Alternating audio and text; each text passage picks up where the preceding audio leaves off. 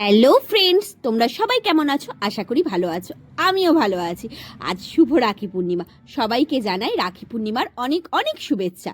এই যে আমিও আমার দাদাকে রাখি পরিয়ে নিচ্ছিলাম। হ্যাঁ, আমার দাদা আমাকে বলেছিল তুই যেন আমার ভিডিও করবি না। আমি ওই জন্য আর ওর ভিডিও করিনি।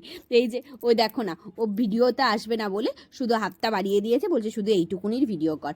এই যে রাখিটা পরাচ্ছি, জানিও তো রাখিটা কেমন হয়েছে। তারপর তারপর ছেলে তার বুনুর কাছে, ওর স্কুলে অনেক ফ্রেন্ডদের কাছে রাখি পড়েছিল।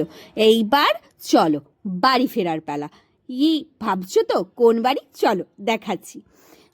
শহর থেকে আরো অনেক দূরে চলো কোথাও চলে যাই, ওই আকাশটাকে শুধু চোখে রেখে মনটাকে হারাই।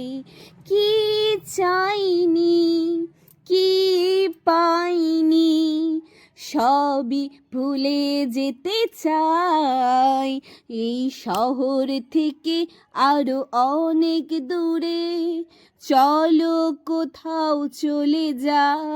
আরে জানি জানি গানটা বাজে হয়েছে, একটু ভুল ত্রুটি ক্ষমা করে দিও। আরে কি বলবো বুঝতে পারছিলাম না। এই যে পৌঁছে গেছি, এই দেখো ছেলে হাই হাই করছে, দেখেছো? এইবার টোটোতে চেপে বাড়ি যাওয়ার পালা। হ্যাঁ, বাড়ি পৌঁছে গিয়ে ফ্রেশ হয়ে আমাদের সামনেই না একটা আশ্রম আছে, নিগমানন্দ আশ্রম, সেখানে আজকে একটু প্রসাদ পাচ্ছিলাম। হ্যাঁ, সেই প্রসাদই খেতে গেছিলাম।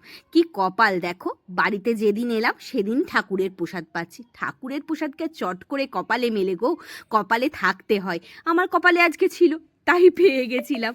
তাই জন্য এই যে সব প্রসাদ খেতে সবাই চলে গেছিলাম। ওখানে একটা বিশাল বড় হলঘর, ওই হলঘরের মধ্যেই সবাই প্রসাদ খাওয়ানো হয়। এখানে মাঝে মাঝে জানো তো ভোগ প্রসাদ খাওয়ানো হয়, আর ভোগ প্রসাদটা খুব সুন্দর খাওয়াই জানো তো। হ্যাঁ, আমি আগেও আর একবার গিয়েছিলাম এখানে খেতে।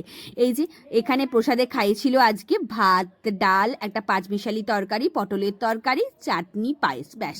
আরে ভোগ প্রসাদ যেটুকুনি হোক, ডাল ভাত দিলেও সেটা অমৃত লাগে। ঠাকুরের ভোগ বলে কথা।